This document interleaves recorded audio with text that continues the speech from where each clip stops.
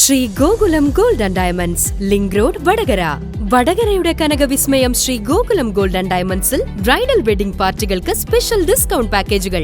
പണിക്കൂലിയിൽ 50% മുതൽ 75% വരെ discount. Kerala bank employees federation പ്രഥമ സംസ്ഥാന സമ്മേളനം 13, 14, 15 തീയതികളിൽ കോഴിക്കോട് നടക്കുന്നതിന്റെ മുന്നോടിയായി വടകരയിൽ ബുധനാഴ്ച സമ്പദ് വ്യവസ്ഥയിൽ സഹകരണ മേഖലയുടെ പങ്ക് എന്ന വിഷയത്തിൽ പ്രഭാഷണം നടത്തുമെന്ന് സംഘാടകർ വാർത്താ സമ്മേളനത്തിൽ അറിയിച്ചു.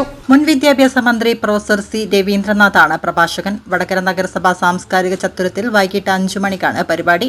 കേരളത്തിലെ 14 ജില്ലാ സഹകരണ ബാങ്കുകൾ കൂട്ടിയോജിപ്പിച്ച് 2019 നവംബർ 29 കേരള ബാങ്ക് രൂപീകരിച്ചത്.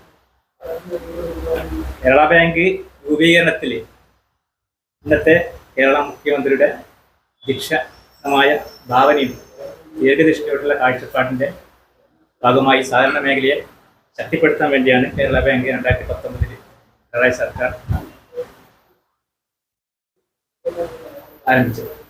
രൂപീകരണത്തിൽ കേരള ബാങ്കിന്റെ രൂപീകരണത്തിൽ അന്ന് കേരള ജില്ലാ സഹകരണ ബാങ്കിലെ സംഘടനയായ ജില്ലാ ബാങ്ക് എംപ്ലോയീസ് ഫെഡറേഷൻ ഈ കേരള ബാങ്ക് രൂപീകരണത്തെ ബന്ധപ്പെട്ട് വളരെയേറെ സംഭാവന നൽകിയിട്ടുണ്ട്. പിന്നീട് കേരള ബാങ്ക് രൂപീകരിച്ചിട്ട് കേരള ബാങ്ക് എംപ്ലോയീസ് ഫെഡറേഷൻ രൂപീകരിച്ചതിന് ശേഷം പ്രഥമ സംസ്ഥാന സമ്മേളനം ഈ വരുന്ന 13, 14, 15 തീയതികളിലായിട്ട് കോഴിക്കോട് വെച്ച് നടക്കുകയാണ്.